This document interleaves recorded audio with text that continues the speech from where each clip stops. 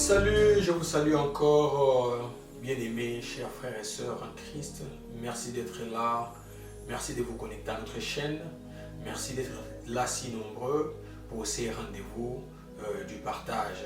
Le partage du pain, oui, comme nous avons intitulé notre temps que nous passons ensemble pour pouvoir partager la parole de Dieu, être là autour de ces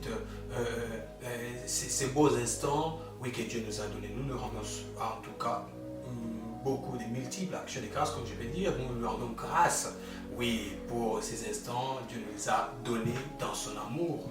Donc, nous sommes là tous nombreux. Nous allons lire quelques portions d'écriture et avec notre thème, comme toujours, le thème c'est le repos. Vous savez bien, le repos, c'est un terme que nous avions commencé depuis un certain temps. Nous le développons. Nous voulons vraiment aller en profondeur et voir comment chacun de nous peut vivre son repos. Un chrétien, c'est quelqu'un qui est appelé à vivre dans le repos. Oui, nous avions déjà parlé dans nos précédentes émissions à propos du repos. Nous en avions défini, nous l'avions regardé dans beaucoup d'angles parce que nous savons que le repos, c'est réellement quelque chose que nous devons avoir, nous, ceux qui sont déjà en Jésus. Ou ceux-là qui ne sont pas encore en Christ doivent réellement désirer ce repos pour pouvoir aussi l'avoir. Comme nous avions dit dans nos émissions précédentes, je précise bien, le repos est quelque chose que le Seigneur Jésus-Christ lui-même donne. Parce que en dehors de Jésus-Christ, il n'y a pas de repos. Parce que c'est en Jésus que nous trouvons le repos, nous trouvons ce que l'âme recherche. Nous savons bien qu'il y a des gens qui peuvent être dans ce monde croyant que ils sont bien, ils vivent correctement, ils n'ont pas besoin de quoi que ce soit. Mais en soi, en réalité, quand vous regardez, il n'y a pas vraiment de repos. Il n'y a pas de repos parce qu'il y a beaucoup de choses qui les entourent. Donc, entre autres, l'envie, entre autres, la convoitise, entre autres, oui, toutes ces histoires-là qui font que l'âme ne soit pas vraiment ne puisse pas vivre les repos. Donc, nous parlons de ces repos qui n'est autre que la foi en Jésus-Christ. Parce que quelqu'un qui croit en Jésus-Christ vit dans ses repos réellement. Il consomme son repos. C'est pour ça que vous allez voir, il y a 30 personnes, même s'il est dans un problème, même s'il y a une nouvelle si compliquée qui lui arrive, mais vous regardez comment il vit ces moments-là parce qu'il est en repos. Donc, la manière dont chacun de nous vit sa foi, c'est là que nous sommes en train de dire, c'est les repos que nous recherchons. Et nous avions dit aussi dans nos émissions précédentes que nous devons désirer le repos. Donc, nous devons vraiment entrer dans ces repos. Nous devons faire en sorte que nous vivions le repos. Parce qu'à chaque fois que nous ne sommes pas en repos, c'est comme si nous ne vivons pas par la foi. Parce que si une nouvelle nous arrive ou quelque chose se passe et qu'on s'alarme directement, on se perd, donc c'est comme si nous ne vivons pas en repos. Nous ne croyons même pas qu'il y a un Seigneur dans notre vie, il y a un Dieu dans notre vie, il y a celui en qui nous avons cru, qui prend soin de nous. Donc voilà un peu, et tout autour de ce thème repos, c'est alors que nous ne sommes qu'en train d'approfondir, nous ne sommes là qu'en train d'en parler pour pouvoir voir dans toutes les facettes comment un chrétien peut vivre son repos. Oui, le repos dont nous parlons, comme nous avions dit encore, ce n'est pas que les repos que nous souhaitons aux morts, parce que, écoutez, les morts, quand on dit que son âme repose en paix, l'âme ne peut reposer que si elle avait d'abord rencontré Jésus-Christ pendant le temps où l'homme vivait. Mais quand quelqu'un est déjà mort, il doit subir ou vivre ce qui est proportionnel à ce qu'il a connu pendant qu'il était vivant. Donc voyons, nous allons parler dans toutes ces facettes et nous voulons encore approfondir. Mais pour aujourd'hui, nous sommes là en train de lire quand même une portion des Écritures parce que si nous devons lire les Écritures, c'est pour nous donner correctement l'image de ce que nous devons parler, parce que nous ne pouvons pas parler de la parole de Dieu sans l'avoir lu ou sans avoir sondé dans les Écritures pour voir ce que la parole de Dieu nous dit. Alors, les passages d'aujourd'hui ou les sous-thèmes d'aujourd'hui, nous l'intitulons « Ce qui peut faire que nous manquions le repos » ou carrément « Ce qui nous fait manquer le repos ». Ce qui nous fait manquer le repos. Oui, ce qui nous fait manquer le repos, c'est quoi?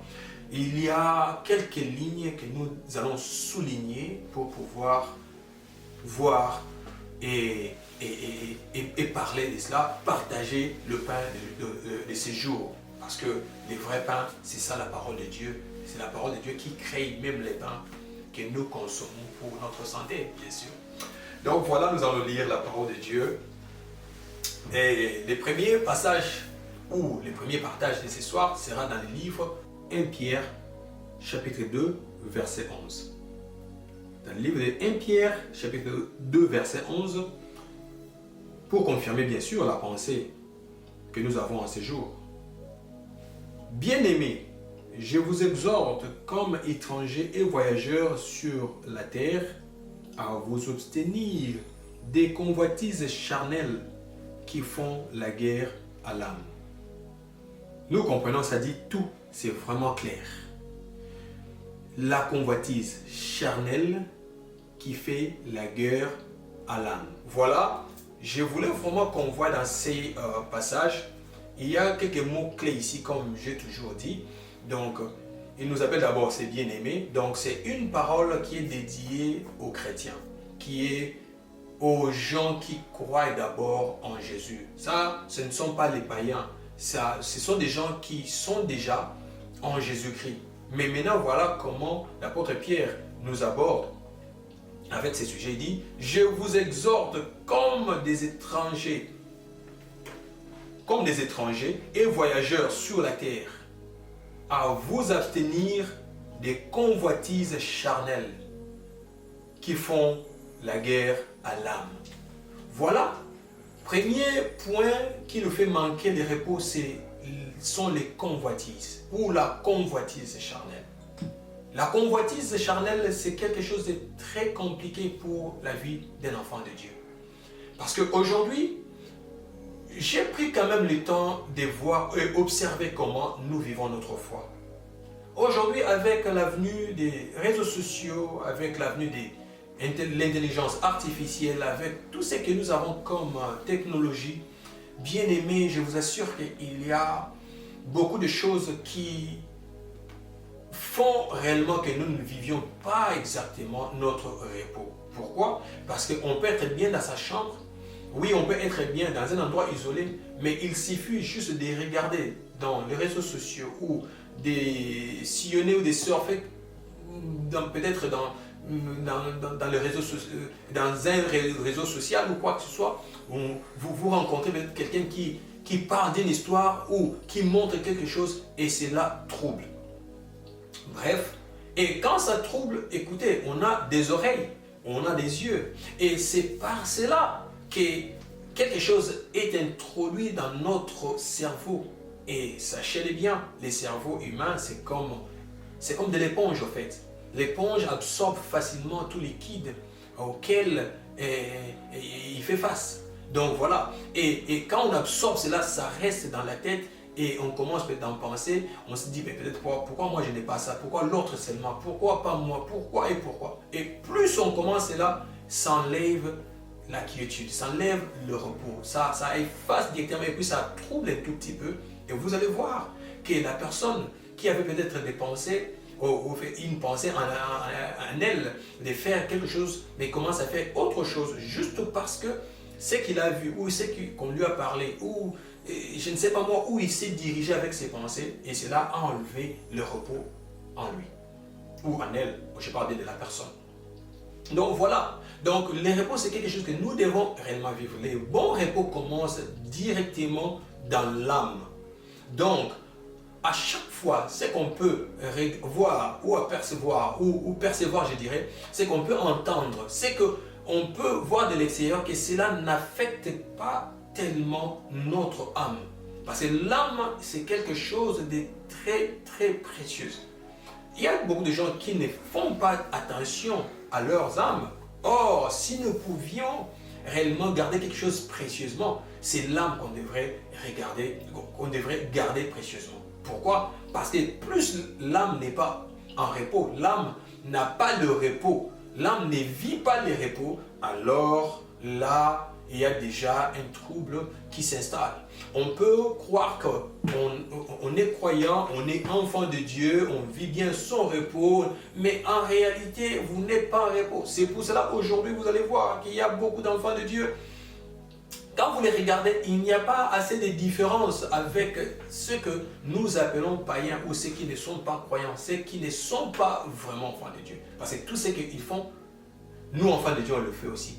Tout, même leur façon de se comporter, même tout ce qu'ils font à cause de leur envie, à cause de leur convoitise, nous aussi on les fait. Alors, comment nous vivons notre repos? Parce que là, il n'y a pas assez de repos.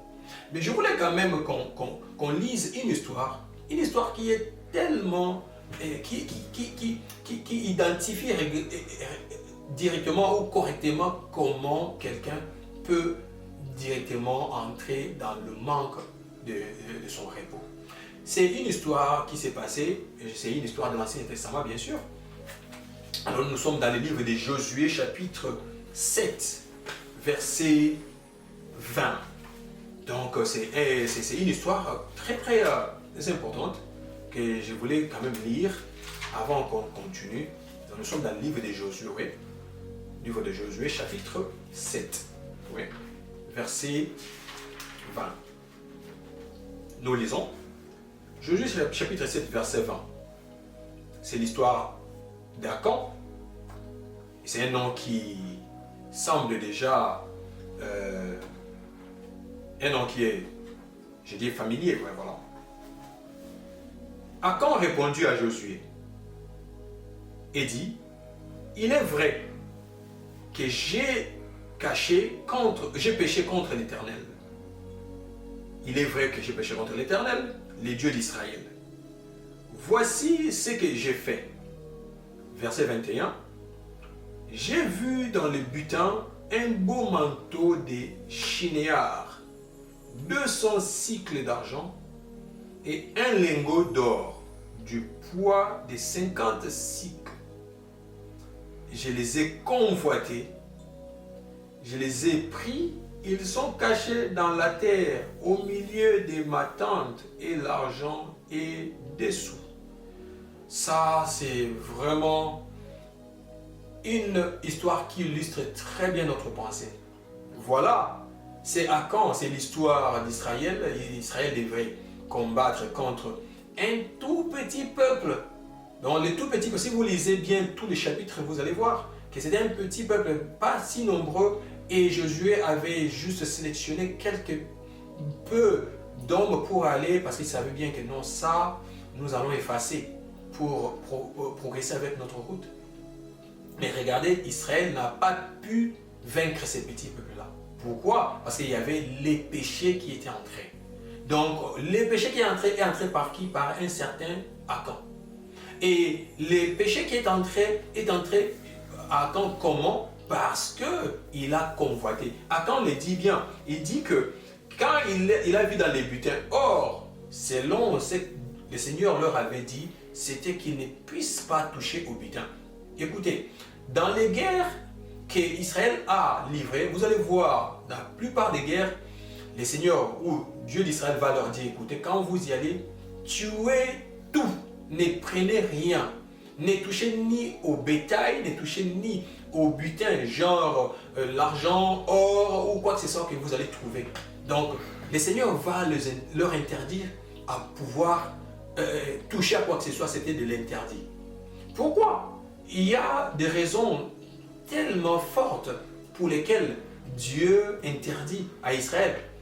Écoutez, aujourd'hui, les péchés n'est pas seulement que quelqu'un peut vous faire commettre le péché, mais même en touchant à un objet qui est déjà envoûté, les péchés peuvent entrer en vous.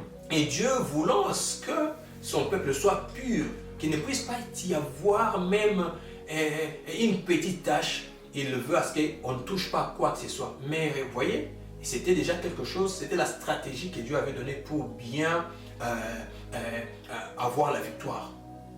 Mais ils sont allés en guerre, c'était vraiment une bataille. Mais regardez, dans cette bataille, Israël va prendre fuite devant un petit peuple.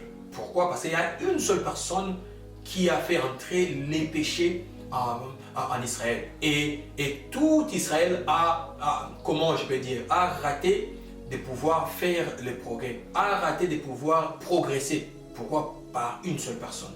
La seule personne, c'est qui? C'est Akan. Akan dit bien que j'ai vu, donc il reconnaît, j'ai péché, il est vrai que j'ai péché contre l'Éternel. Donc, dans le verset 20, les dieux d'Israël. Et voici ce que je fais. Regardez ce qu'il dit. J'ai vu dans les butins un beau manteau de chinéar, 200 cycles d'argent et un lingot d'or du poids de 50 cycles. Je les ai convoités. Donc, avant de faire quoi que ce soit ou un péché, comment il entre, c'est d'abord par ses pensées. En tout cas, la convoitise, elle est vraiment de beaucoup, comme je peux dire.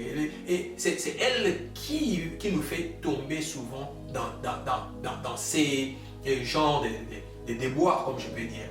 Parce que si nous devions progresser à quelque chose, mais il y aura l'ennemi qui va passer à côté pour pouvoir, tu n'as pas vu ça, mais tu peux aussi y aller, mais tu peux aussi, c'est rien. Donc, toi, tu crois que comme tu es chrétien, tu ne peux pas faire ça. Toi, tu crois qu'en tant que chrétien, tu ne peux pas aussi faire, mais ça, ce n'est rien. Et surtout, ça commence toujours que ce n'est rien. Mais quand on dit que ce n'est rien, et ça peut faire tomber toute une nation. Pour un papa, ça peut faire tomber toute une famille. Pour une mère, ça peut faire tomber tout son foyer. Pour un enfant, tu peux faire tomber même toute la famille. Pourquoi? Tu as amené les péchés dans la maison. Tu as amené quelque chose de l'interdit dans la maison. Bien aimé, écoutez, quand Dieu dit que ne touchez pas, il sait pourquoi. Il sait pourquoi, parce que par un simple, ou je ne sais pas moi, par quelque chose que vous aviez pris, ça peut vous troubler aussi. Ça peut troubler tout l'ordre dans la famille. Donc voyons, alors c'est la convoitise. Quand il dit, je les ai convoités. Donc il a d'abord convoité, il a dit, waouh, c'est tellement beau, ces manteaux, c'est beau, ça c'est vraiment beau. Et il a pris ça, il est allé cacher ça dans sa tente. Donc la Bible déclare que, lui-même dit, il a creusé, il a fait un creux, il a fait un trou, il a mis très bien, puis il a couvert avec la terre, donc, et personne ne pouvait savoir. Maintenant là, il le dit. Et si vous suivez même dans les passages qui suivent, ou dans les versets 24 à 25, vous allez voir comment on a lapidé et comment lui et toute sa famille. Donc, il a péri. Pourquoi? Parce qu'il a amené les péchés en Israël, ou au temps de la guerre. Et sachez que nous sommes dans une guerre permanente. Nous sommes dans une guerre permanente parce que l'ennemi est là toujours en train de sillonner tout autour. La Bible même déclare de tout cela. Mais avant qu'on arrive là, je voulais quand même qu'on comprenne un peu ce qu'il fait. C'est la chair qui fonctionne dans tout ça. Parce que la chair, elle marche avec tous ses désirs. Voyons, la Bible elle dit clairement que les désirs de la chair sont contraires à ceux de l'esprit. Donc, la chair, quand on dit la chair, ce n'est pas réellement ce qu'on touche ici, mais la chair, c'est tout un système bien conçu par l'ennemi qui marche toujours à l'encontre, qui marche toujours à l'opposé. Donc, la chair marche toujours à l'opposé de ce que l'esprit veut. Donc, quand nous lisons dans les livres des Galates, chapitre 5, quelque part, je crois bien, je vais lire très rapidement, dans les livres des Galates, chapitre 5, versets 16 à 21. Donc, je crois bien, le livre des Galates, chapitre 5, oui, versets 16 à 21, la Bible nous dit ceci. Quand on parle des œuvres de la chair et tout ça, écoutez ce que la Bible dit. Oui. 5, verset 16. Oui, Galates 5, verset 16. J'ai dit donc, marchez selon l'esprit et vous n'accomplirez pas les désirs de la chair. Verset 17.